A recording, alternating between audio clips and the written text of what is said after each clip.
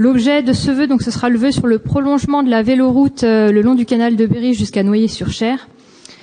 Il faut savoir que actuellement, le département du Cher est en train d'aménager donc tous les bords du canal de Berry pour y construire une véloroute, ainsi que des aménagements urbains de valorisation donc du canal. Il est actuellement financé donc à 80% et à la fois par l'Europe et par la région. Et c'est un projet qui est porté par le conseil départemental du Cher.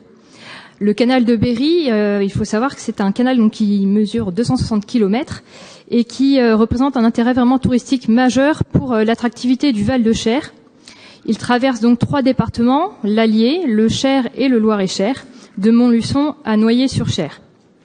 Il faut savoir aussi qu'il est canalisé, en fait, il se prolonge par le Cher canalisé jusqu'à Tours ensuite. Depuis son déclassement en 1955, il avait suscité un véritable émoi des habitants. Il a été aliéné, ce qui ne permet plus aujourd'hui une unité de gestion et d'entretien de celui-ci.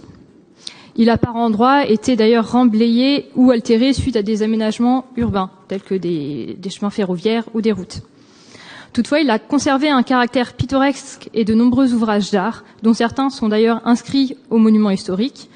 Le pont-canal de la Tranchasse, le pont-levis de Mentoux-sur-Cher, le pont-canal de Berry à Châtillon, des aqueducs, des écluses, des gardeaux, etc.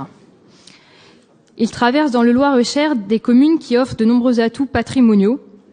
Je pense notamment à la cité médiévale de Mentoux-sur-Cher, à la ville de Selles-sur-Cher et son château, à Châtillon-sur-Cher et ses vignobles, et il passe également à proximité de la cité médiévale de Saint-Aignan et donc du zoo de Beauval. Une étude vient d'être réalisée par le pays de la vallée du Cher et du Romorantinais, qui s'est donc inquiété d'une véloroute justement aussi pour le Loir-et-Cher, ce qui n'a pas été visiblement le cas du département, dont nous regrettons le désengagement sur ce projet. Et nous savons à quel point il est important que la région soutienne, de la même manière qu'elle l'a fait pour le Cher, ce projet. Donc l'objet de ce vœu, c'est vraiment de solliciter votre soutien plein et entier sur ce projet pour qu'il puisse voir le jour rapidement et dans les mêmes conditions que celles qui ont été pour le département du Cher. Nous savons combien le développement des véloroutes représente un enjeu de développement touristique et de valorisation de notre patrimoine bâti et gourmand, dont la vallée du Loir-et-Cher ne veut être privée. Voilà, merci.